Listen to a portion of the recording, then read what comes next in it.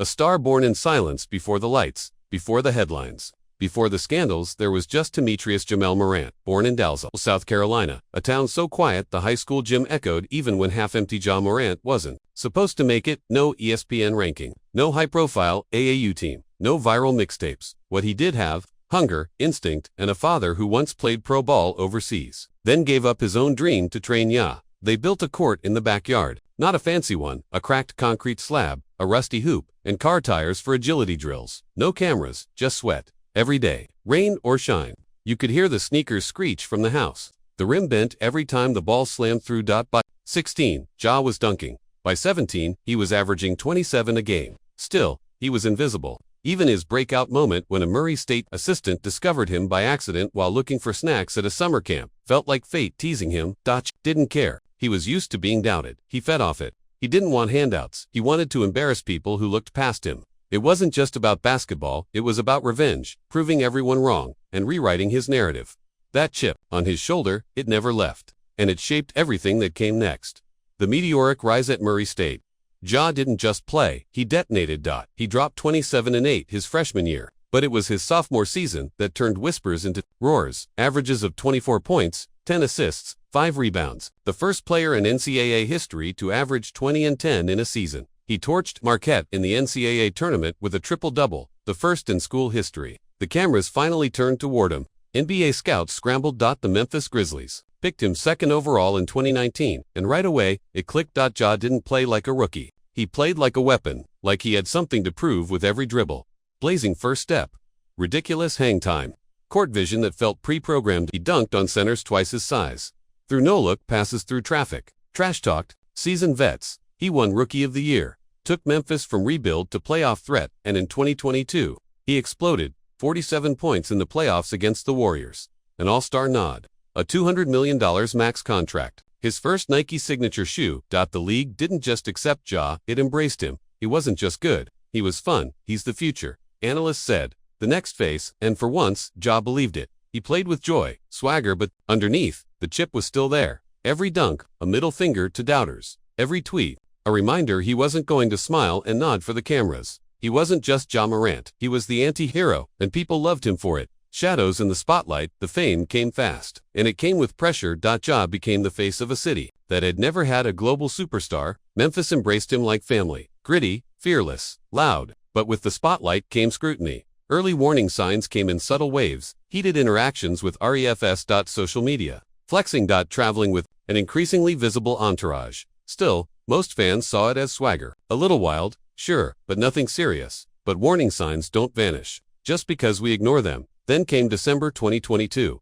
After a tense game against the Pacers, multiple Indiana staffers reported that Ya's entourage pointed a red laser, possibly attached to a firearm, at them from an SUV. The NBA launched an investigation. No punishments were issued, but internally, concern grew. Privately, some Grizzlies teammates were frustrated. Coaches tried to calm him down.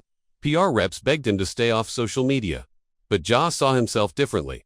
"I'm just being real," he told one reporter. To him, he wasn't doing anything wrong. He was just showing the world that fame hadn't changed him, that he was still the same Ya from South Carolina. But the spotlight doesn't care about real fi. It amplifies everything, the good, the bad, and the reckless. And the next time it amplified, it shattered everything. The night it all changed. 2023. An Instagram live session from a Denver nightclub goes live. Ja Morant, grinning, dancing, holds up a gun. Just for a second, the clip spreads like wildfire. ESPN breaks the story within the hour. Twitter explodes. Nike issues a statement.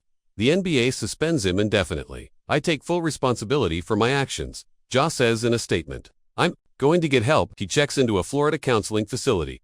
Nike halts promotions. Powerade pulls ads, but still, many fans forgive him. He's young. He made a mistake, and for a moment, it seems like that's where it ends. 8 games later, he's back. He does interviews, apologizes, promises to be better, but 2 months later, it happens again. Another IG Live. This time in a car. Another gun. Another PR disaster. Adam Silver, NBA commissioner, is visibly shaken. "I was shocked. We had serious conversations. I thought he understood, but Ja didn't, or maybe he didn't care." This wasn't about a single mistake anymore. This was a pattern that now defined him. The NBA issues a 25-game suspension, but it wasn't just the length of the punishment, it was the weight of what it meant. This wasn't a slap on the wrist. It was a warning shot from the league. A message that no matter how talented you are, there are lines you cannot cross. Behind closed doors, the reaction was immediate and icy.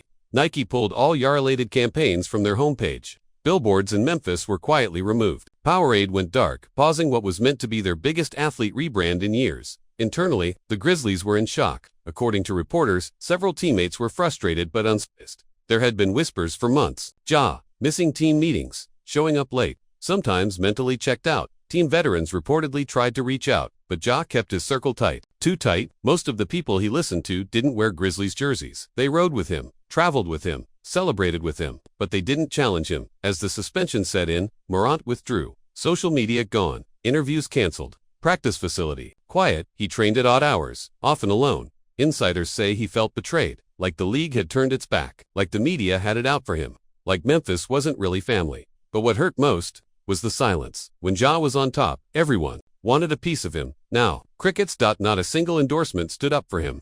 Not a single teammate posted support. Even the franchise kept things strictly professional. A brief statement, then nothing. Whispers over black screen. We can't trust him anymore. The fans felt it too. Jersey sales plummeted. Comment sections turned cold. For every give him a second chance, there were 10. He blew it. The worst part, he knew, and that's when it hit him. He hadn't just lost games or money. He'd lost the one thing he swore he'd never give up, control of his own story. Ja Morant, once the underdog turned superstar, had become the NBA's biggest question mark. And nobody, not even Ja, knew how to answer it. The long road back when Ja Morant finally returned to the court. There was no confetti, no fireworks, no warm embrace from the league.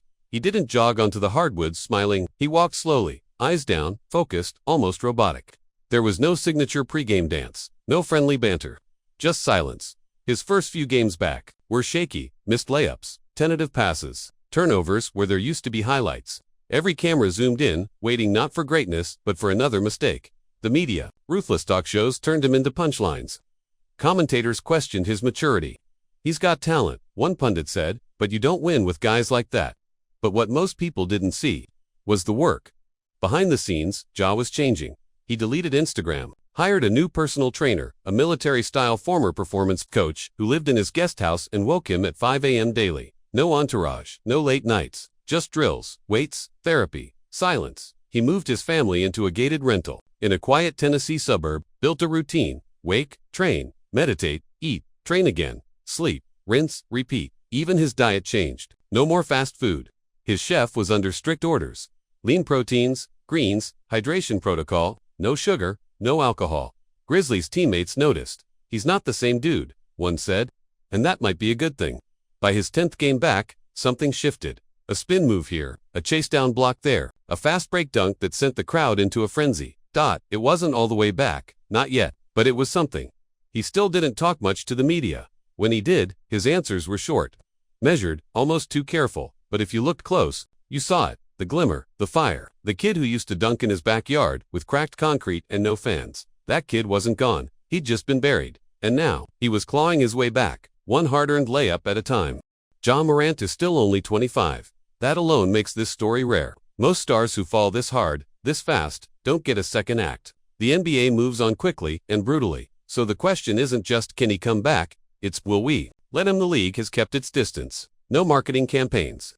No all-star promotions. He's persona non grata, not officially, but emotionally. Adam Silver hasn't spoken Ya's name publicly in months, but behind closed doors, some execs are watching. One scout said, if he stays clean and gets the Grizzlies back to the playoffs, everything changes. The fans are torn. Some say he's already done enough, changed his lifestyle, accepted punishment, stayed quiet. Others aren't convinced. For every highlight dunk, there's a he's just faking it. And he knows that his team gave him another chance, but not their full trust. The locker room cheers louder for others now. Post-game interviews feature his teammates more. He's no longer the sun in the Grizzlies universe.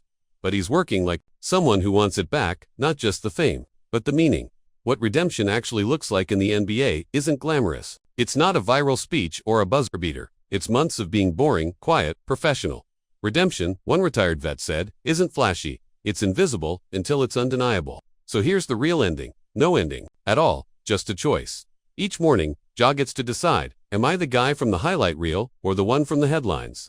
He walks that tightrope daily, and the world watches, waiting for him to slip or soar. What would you do The narrator asks, if the world gave you one more shot but never promised it would forgive you. For Ja Morant, the clock is ticking, and the story isn't over. Not yet. Only 0.7% of viewers are subscribed. If you made it to the end, you're one of the rare ones. So here's your chance. Hit subscribe and let's follow this redemption story together.